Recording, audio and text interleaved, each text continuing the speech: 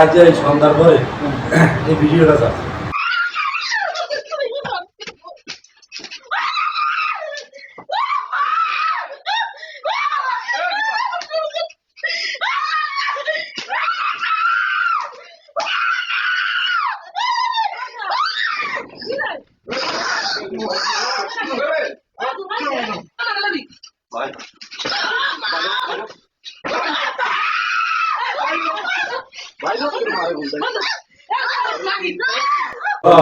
ঝগড়া আমার মনে কাকে আমরা মিলমিশ আছে, আমার বাড়ির দিকে আমার পরিবার আছে।